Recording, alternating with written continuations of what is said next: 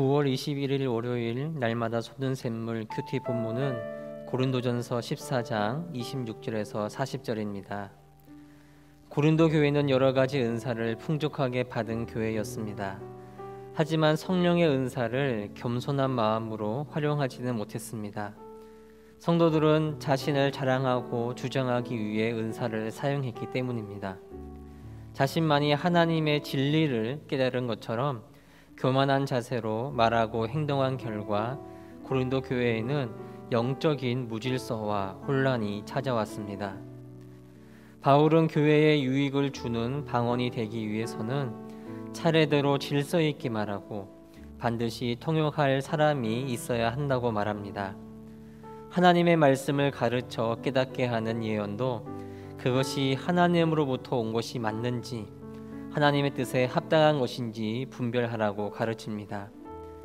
분별과 검증 없이 방언과 예언을 일삼으며 교회를 어지럽게 하는 일부 여자들에게는 잠잠하라고 명령하면서 교회의 올바른 질서를 세울 것을 권면했습니다.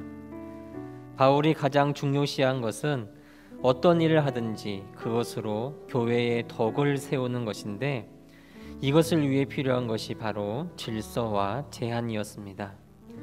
교회의 덕을 세우기 위해서는 자신을 드러내거나 자랑하는 언행이 없어야 하고 서로를 비교하면서 시기하고 업신여기고 경쟁하는 모습이 있어서도 안 됩니다. 바울은 자신이 가지고 있는 은사, 지혜, 능력이 완전하지 않음을 겸손하게 인정하고 절제하지 못함으로 자기 주장만 하는 것이 아니라 상대방을 배려해주고 존중해주며 서로 양보하는 질서를 지키며 서로의 부족함을 보완해 주어야 교회에 유익이 된다는 사실을 강조합니다. 하나님은 무질서의 하나님이 아니라 화평의 하나님이십니다. 교회가 교회로서의 품위와 질서를 지키며 화평의 본을 보일 때 교회는 어지럽고 혼란한 세상을 이끌어갈 수가 있을 것입니다. 많은 성도가 성령의 은사를 충만하게 받기를 원합니다. 하지만 우리는 그 이전에 은사를 어떤 마음으로 받아야 하는지, 어떤 목적과 모습으로 사용해야 하는지 더욱 진지하게 고민해 봐야 합니다. 어떠한 은사든지 겸손한 마음으로 받고 교회의 덕을 세우는 것만을 목적으로 하고 질서와 절제, 배려와 존중의 모습으로 사용할 때 하나님께 영광이 된다는 사실을 기억하면서 우리에게 주신 것으로 질서와 화평이 있는 아름다운 교회를 세워나가기를 소망합니다. 기도 제목을 함께 읽겠습니다. 온 가족이 하나님을 경배하고 사랑함으로 하나님이 중심되는 가정을 세워가게 하옵소서. 그리스도 안에서 남편은 아내를 사랑하고 아내는 남편을 존경하여 부부 사이에 어떠한 틈도 생기지 않도록 보호해 주옵소서. 하나님을 경외하는 일에 부모가 먼저 본이 되게 하시고 신앙적인 주도권을 가진 아버지, 기도로 돕는 어머니로 세워지게 하옵소서. 자녀들이 어릴 때부터 하나님의 말씀과 훈계로 양육받게 하셔서 돈과 쾌락이 신이 되어버린 이 시대의 죄악된 풍조를 넉넉히 이기게 하옵소서.